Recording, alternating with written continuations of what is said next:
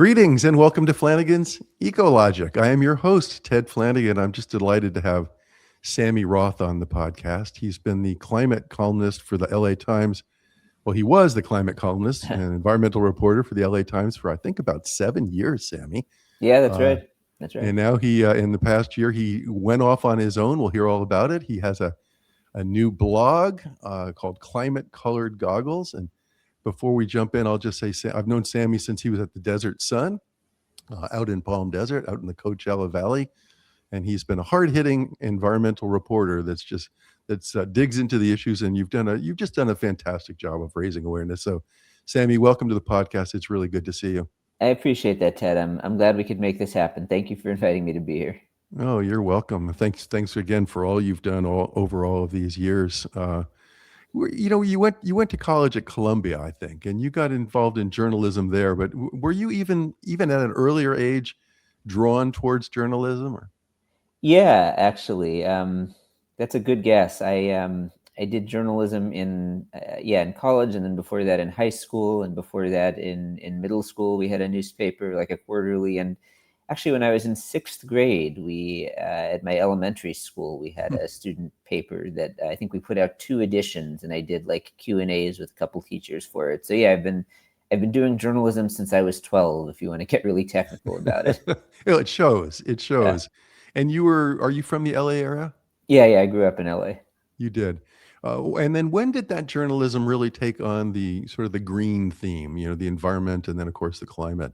I studied sustainable development in college. And by the time I graduated, I was finally starting to put 2 and 2 together. Like my big senior spring, my big project was a story for like the news magazine at our paper on the sustainability efforts that Columbia was doing on campus, and what I sort of saw some of the shortcomings in those.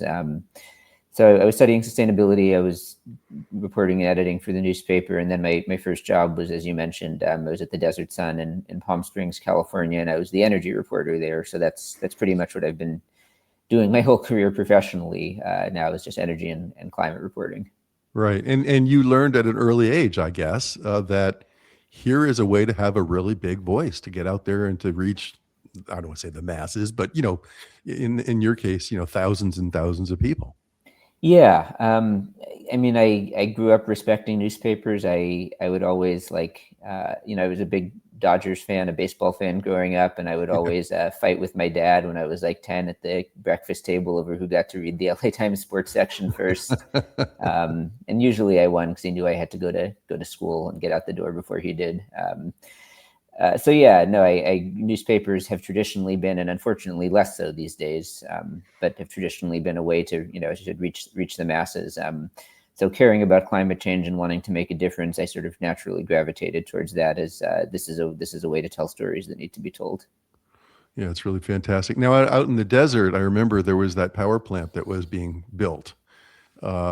Which one? There's a lot of power plants in the desert. What was it? Millennial, or what was it? There was some large natural gas-fired power plant. Are you talking about the Sentinel plant? The Peaker Sentinel, plant? That's what it was. Yeah, right? Yeah. That's the gas plant that's right off of I-10 outside of Palm Springs, a couple hours east of LA, for those who aren't familiar.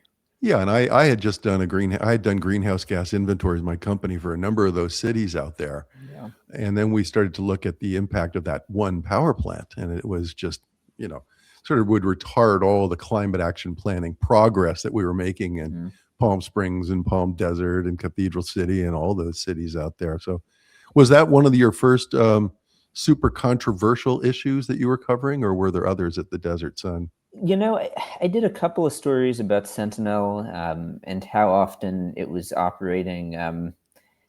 Frankly, it in retrospect, it kind of seems to me like, gas plants are emissive on the whole. Something like 35 or 40% of California's electricity, maybe closer to a third now, is still coming from gas plants. So that's a huge climate problem. I don't know that this one in particular was any different from most peaker plants, in that it ramped up when there was a need on the grid, and ramped back down when the sun was shining and the wind was blowing in the desert, and the power needs were less. But frankly, the more controversial things that I covered had to do with where to build solar farms and conflicts between solar development and habitat, lithium extraction in in the Imperial Valley, and whether or not that was really going to happen economically or not, lithium extraction from the geothermal brines, and farming and water conflict, and all sorts of stuff like that. I mean, it was really interesting. The stuff that I was writing about that was controversial at the Desert Sun had less to do with fossil fuels and more to do with sort of the climate impacts, and then the sort of leading edge of renewable energy development and growth. And do you have to be pretty careful in terms of balance and how you present your viewpoints? I mean, I take it that, given, my knowledge of you, that you're very much focused on the clean energy revolution, and Yeah. obviously your college days with sustainable development, but you can't go way off to the left without alienating a lot of your readers, right? That's not something I've ever really worried about. Mm. Mm. I guess I've never thought so much about my coverage, both when I was a, sort of straight news reporter, and then as I gravitated towards columns and commentary. I never have thought about it in terms of which readers I'm alienating or not alienating. That's Like, good. and unfortunately, I've had editors who supported that, and never got any feedback in terms of, this is going to piss off so and so, or you've got to skew it more right or left or center or whatever.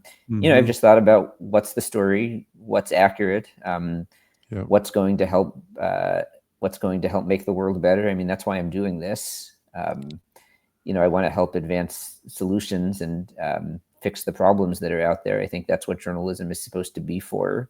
Yeah. I think that there are other coverage areas like homelessness or crime or I don't know, bigotry, where journalists are a lot more upfront and comfortable saying, like, I'm here to help solve these problems and lessen these,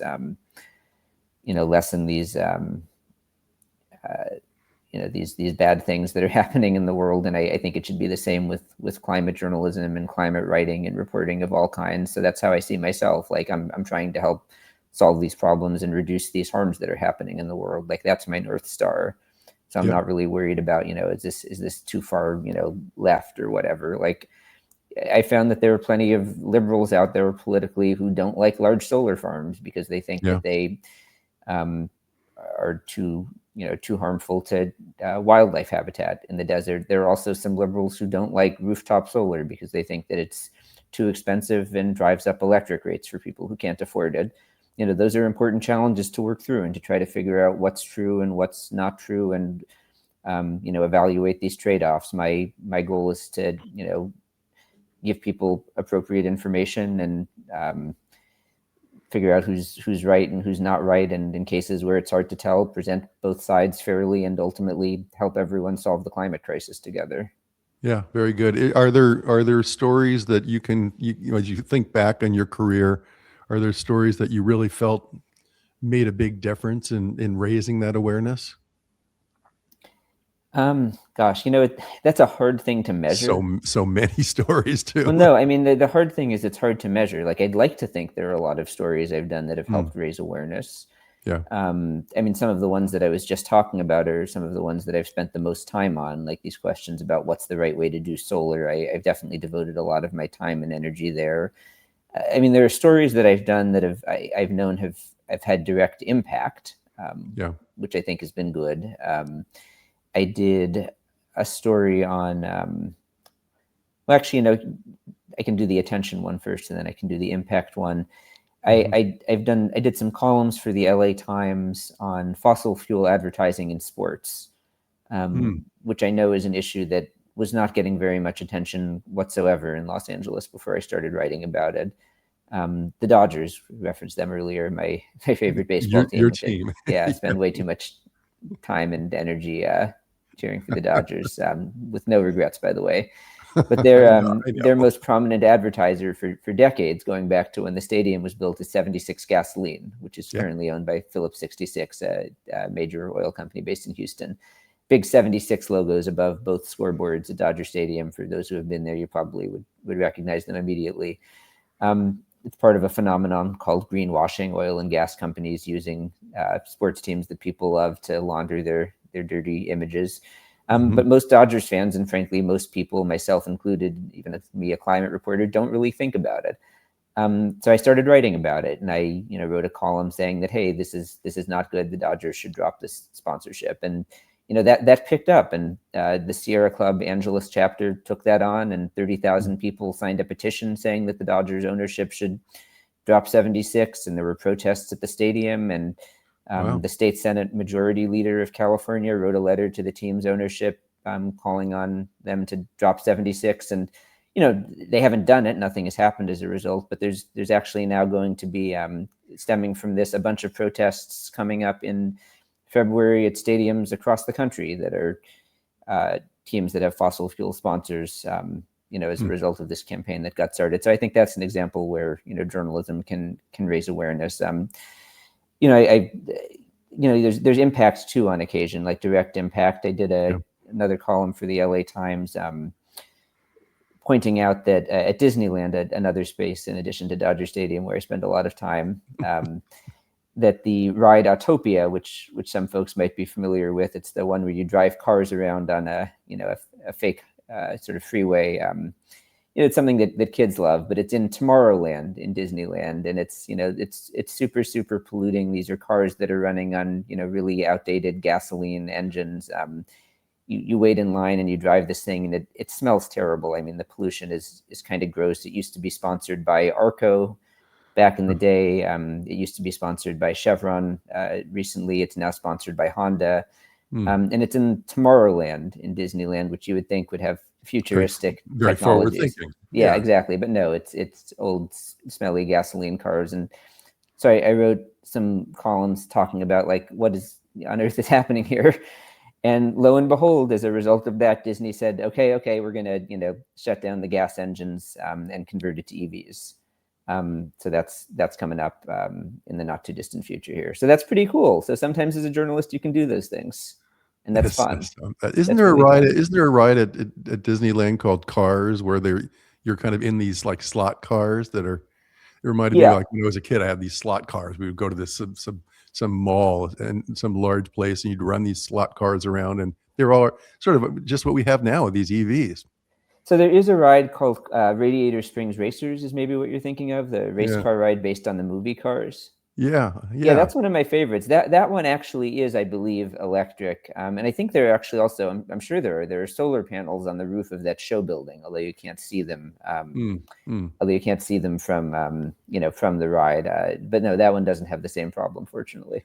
So you've really been able to meld your interest with your journalism in a great way. That's part of the point of what I'm doing now, by the way. I mean, the name of my newsletter now is Climate Colored Goggles, and the idea is seeing the world through kind of like rose colored glasses, seeing the world through climate colored goggles. Everything is a climate story.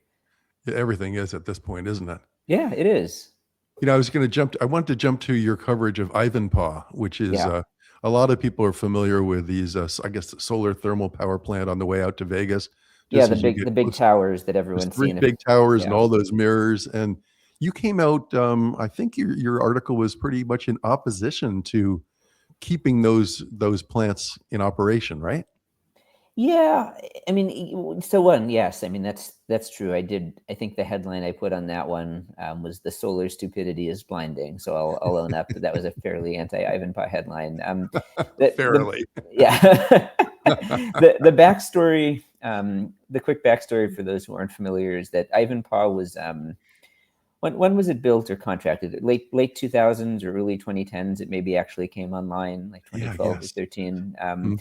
And it was before solar PV really took off and started to tumble in costs. So it was thought at the time by the Public Utilities Commission in California and by the companies that built this thing that maybe concentrated solar was actually going to had a chance to be the technology of the future here. That maybe this would be a way to do solar with built-in energy storage before you knew that batteries, lithium-ion batteries, were going to get that done, and before PV came down in cost. So there ended up being a bunch of problems with this. The bird deaths, birds flying in midair, took up a lot of attention, and there were a ton of bird deaths compared to what you see with PV, and it Mm. just didn't operate at the capacity factors that were expected, and it had a bunch of early breakdowns.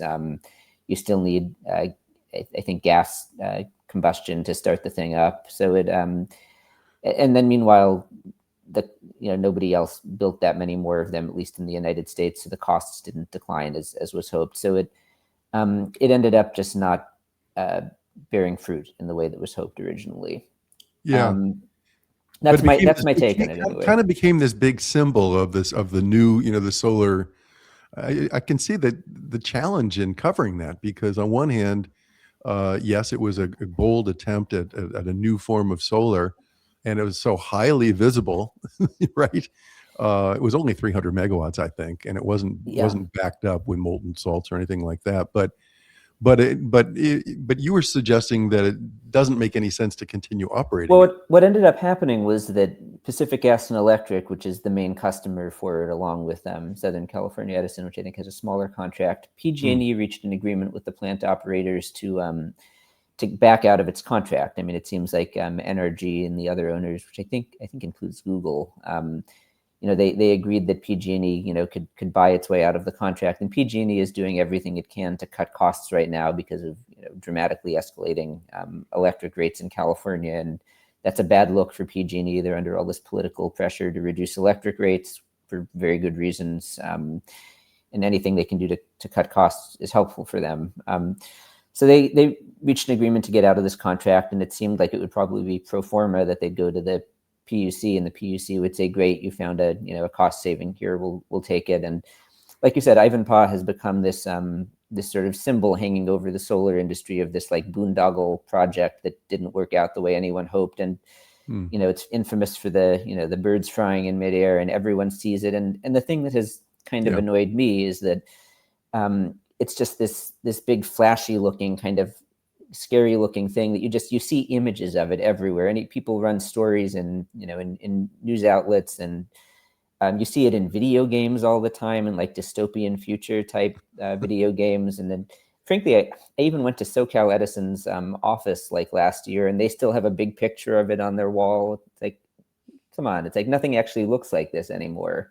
Like this is not what solar looks like, but people continue to run photos of it everywhere.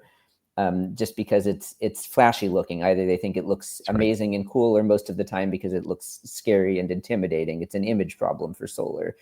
So anyway, what ended up happening was that the Public Utilities Commission said, no, basically, we're terrified of rising electric demand from AI and, in theory, transportation electrification and building electrification, but mostly it seems like a data center thing. We don't think California can afford to lose any source of electric supply right now, so we're going to deny you the ability to cancel this contract. And so they rejected that deal. Mm-hmm. I don't know. I can't do the job that the analysts at the PUC do. Maybe there's something to that. I would be a little surprised if PG&E was canceling this contract and they really thought they were going to be in trouble if they lost the supply. It seemed like a little bit of a panic move by the PUC, but they've got to do their job, and that's what they came up with. Yeah. Let's touch on solar in the desert and all the ground mount solar, the utility scale solar. Yeah. Obviously that's just going gangbusters, right? We've had just tremendous amounts of solar in the desert, and so much so that we've got this duck curve on our California load profile where, we have too much in the middle of the day and then it drops off, and we've got this big sort of evening demand that's hard to meet since we don't have the renewables to back it up. Well, it was going gangbusters until Trump showed up. Yeah. No, I mean, you're generally right. I mean, lots of big solar was getting built, a lot of it on public lands, although not all of it. I mean, the battery backup has started to help significantly. I mean, last numbers I saw, which are, God, at this point, maybe 4 or 5 months old, 3 or 4 months old at least. So I'm sure it's higher now, is that California had like 17,000 megawatts of batteries on the CAISO grid. Right. I think that was a CAISO number. It could have been statewide. So that's, 17,000 megawatts. That's like 7 or 7.5 Diablo Canyons worth. I mean, Yeah, it's incredible. That's a huge number. I always think California needs about 50 gigawatts, Yeah, for 50,000 peak megawatts for peak peak, and demand. all of Yeah. a sudden we got 17,000 Yeah, I mean, there's a reason in we had reserve. those rolling blackouts briefly, in August, or maybe it was September 2020. It was late summer, and then then we had a close call in 2022 for like a week, and then we haven't come anywhere close to that since. And the battery fleet is a huge part of that. Yeah, Not that we're totally out of the woods forever. I mean, the world's getting hotter. You've got, like if the whole West, heats up again to a record level, and you've got wildfire smoke floating around everywhere, screwing with the big transmission lines.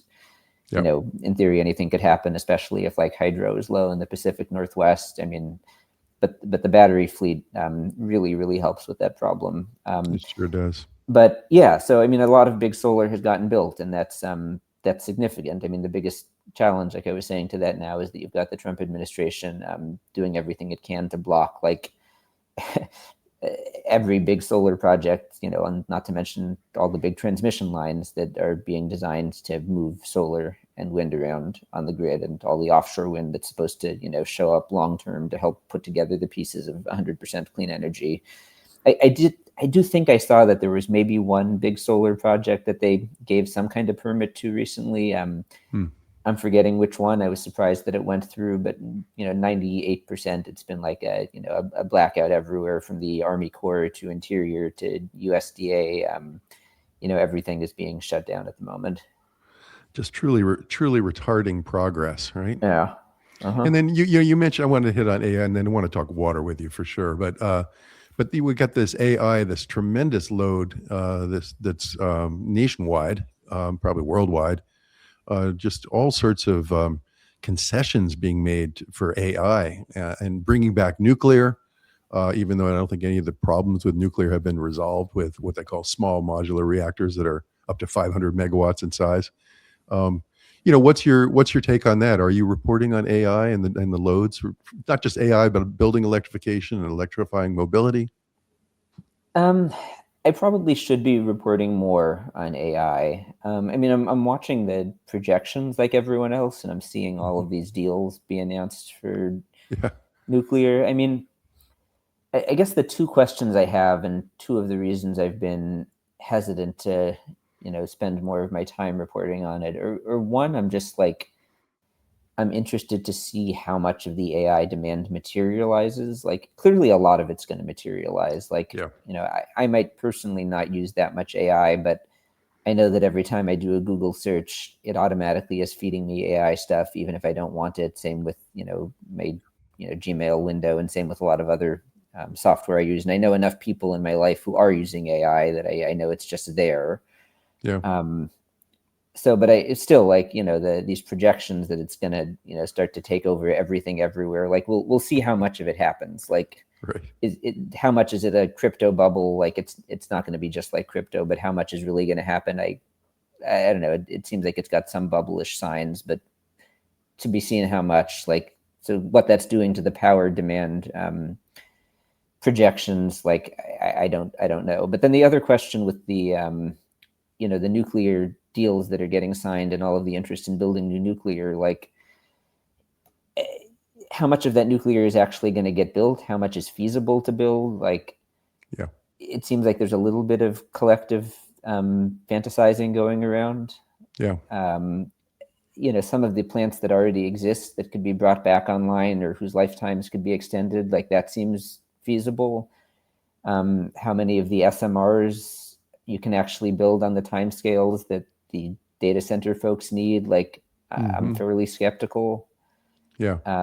Yeah, I just don't know. Like, so I'm a little hesitant to spend a lot of my time and energy like digging into that, when it just, like I said, seems like a little bit of a collective fantasy at the moment Yeah, still. yeah. I mean, I thought one of the things that I've seen recently that I thought was most interesting was what was it? Alphabet acquiring, it was Alphabet, right? Acquiring Intersect Power Hmm. for, was it something like $4 billion? Am I getting that number right? I'm going to Google this now to be safe. Not sure. Forgive me. Did you see that? I recall something along those lines, but I don't. I'm not. Yeah, it was Alphabet, Google's parent company, acquiring Intersect Power, which is a major renewable energy developer based in California. Oh, good, I remembered this right. $4.7 billion, slightly more than Okay. I remember. So So that's, which, you know, that's good. Tying AI with renewables seems like a good step, right? it is, yeah, and it just goes to show, like, I think that's something that where you'll see immediately, like, just a lot of solar and battery being built, which can happen quickly, and is something that just can be done. Then there's the Hmm. federal lands aspect, but there's other places to build projects too. Yeah. So how much of the nuclear happens, I don't know. It just seems kind of speculative to me right now. So anyway, that's not a great answer to your question, but that's why I haven't spent more time on it. Yeah, no, it's a good no, it's a good conversation, and like you said, we're all, even those of us that are sort of resisting the use of AI, or we're not asking for help when we go to draft a memo or whatnot. We're always being offered. Somebody sent me a picture, and I was a really artistic photograph, and I thought, what the heck is this? And I asked my neighbor. He said, "Oh, that's your tree." I said, "What do you mean that's my tree?" Well, that's an AI generated image of your tree looking directly down on top of your tree. And I I say thought, this every time someone brings up AI, and no one's ever going to do this, but I'll just keep saying it. There needs to be some agency or some think tank to start suggesting this, that, like, there should be regulations on the use of AI. Like, I agree. we don't need it for everything. I Yeah. mean, it seems like it has some pretty useful applications. I don't want to say ban AI, Definitely. Yeah. um, Right. I'm but with you on that. if it's requiring us to spend all this money on expanding the grid and making it harder to meet climate goals and using all this water, Yeah. and also making our brains rot, like, just maybe we Right. can try to limit it to the stuff that's really useful and necessary, and not just accept that AI now has to dominate everything, otherwise China will beat us. Like, maybe Yeah. focus on beating China at EVs and solar and stuff that is important. I don't I'm know. with you. No, I totally agree. Let's shift to water. Yeah.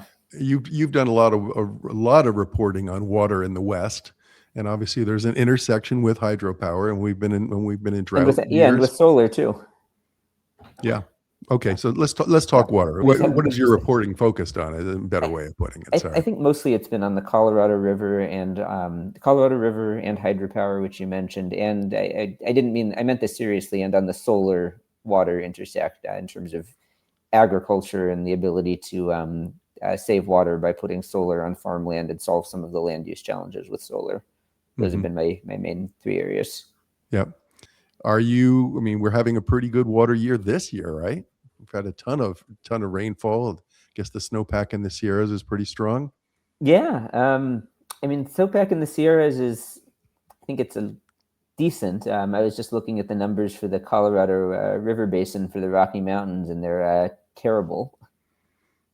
So that matters for California. Oh, that's true. Right, right. Yeah. We've got a lot in California, but not a lot in Colorado. Actually, the main thing I've been focusing on right now with water, sorry, you're right. I saw that all of California is out of drought and even out of abnormal dryness for the first time in 25 years, which is wonderful. Hmm. So that's a positive story. But yeah, the main thing I've actually been focused on is the fact that there are these really high stakes negotiations on the Colorado River, where the rules for operating Lakes Mead and Powell, which are at, I think last I checked, 33% and 28% full, respectively, which is terrible. The rules for operating those reservoirs and sharing shortages are expiring at the end of this year, and the 7 states that use those rivers and use those reservoirs and share water from those rivers for 40 million people and like 5 million acres of farmland. The rules expire at the end of this year, and the states have just been unable to reach consensus on what to do after the rules expire. So there's kind of a crisis looming there. So, Is there a solution in your eyes? um, I mean, the solution has to be everyone agrees to use less water. I Yeah. mean, one of the main sort of fundamental challenges is that all the states are still operating under this Colorado River Compact that was signed in 1922, in which the upper basin, Colorado, Utah, Wyoming, New Mexico, and the lower basin, California, Arizona, Nevada, agreed to split the river up evenly into, like, half the water to the upper basin, half the water to the lower basin. And what ended up happening was the lower basin ended up having a lot more people and a lot more farmland.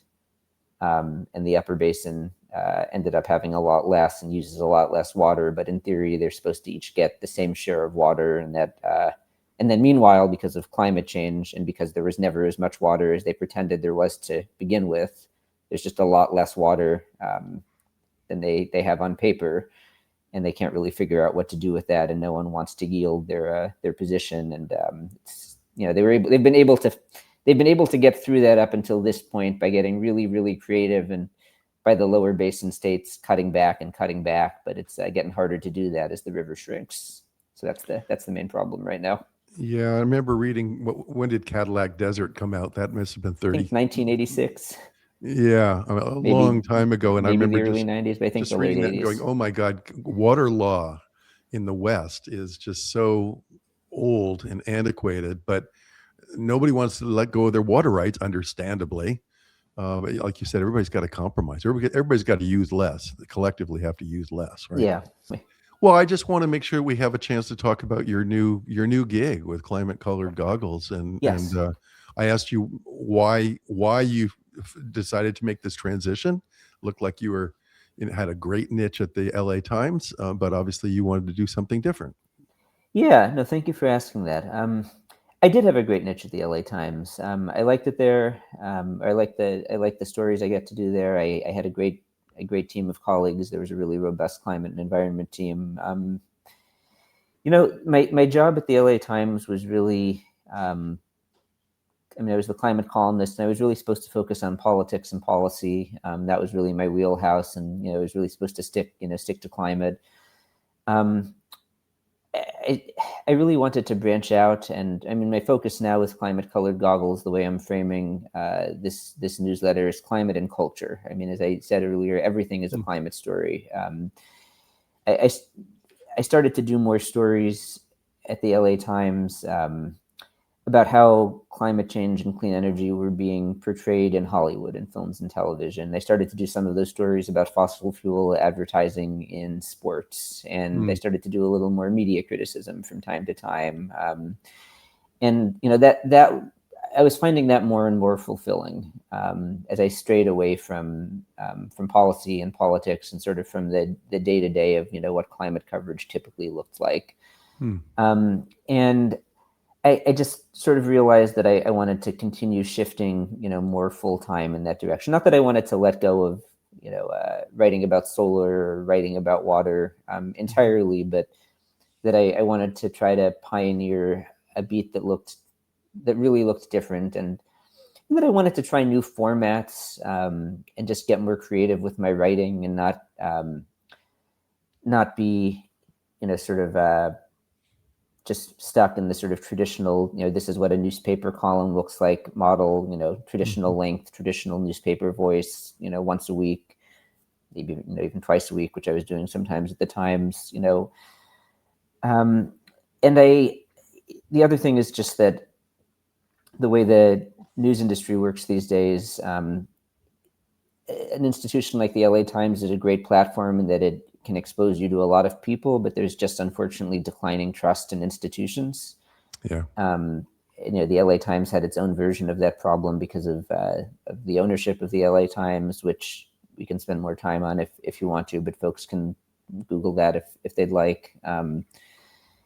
It just there's more and more of a shift towards people trusting institutions towards people trusting individual voices, and I was fortunate that I had a large number of readers at the LA Times who really trusted what I had to say and were following my newsletter and my column specifically, and I wanted to be able to to just have more of a direct relationship with them than mediated through an institution who not all of them were big fans of, or who not all of them necessarily needed. So for all of those reasons, I just felt like if I wanted to write about climate in exactly the way that I wanted to, in exactly the format that I wanted to, at the schedule and pace that I wanted to, and to have that relationship with the readers that I thought would serve me best in the long term, that what made sense was to do what a lot of other journalists have been doing, and go out on my own. And in my case, what I did was I went to Substack. I started Climate Colored Goggles, and by the way, climatecoloredgoggles.com is the place to go sign up if you're interested. I would love for folks to subscribe, and just try it on my own. There are things I miss about the Times. I miss the colleagues. I miss, I had really good friends there who continue to do great work and who are worth supporting as well. But I really like having this sort of total freedom to just approach climate in a way that I think is different than anyone else is doing it, and to write about climate and culture. To write about climate not just as a climate issue, to write about it as an everything story through the lens of entertainment, through the lens of sports, through the lens of media and religion and music and video games and all sorts of other stuff, in addition to, here's what's happening in politics today, here's what's happening in policy today, and to just, riff and do analysis, on the spot, and not be tied to, whatever the newspaper schedule might be. Right on, right on. Good stuff. Thanks, All right. Jeff. Well, listen, congratulations on making that transition and doing your own thing. And congratulations on your years of reporting. That's been, I have a tremendous amount of respect for your reporting. So thank you for that. I appreciate that, Ted. Thanks for having me on. This was fun. Take care. That's it. Thanks for listening to Flanigan's Ecologic. We'll see you next time.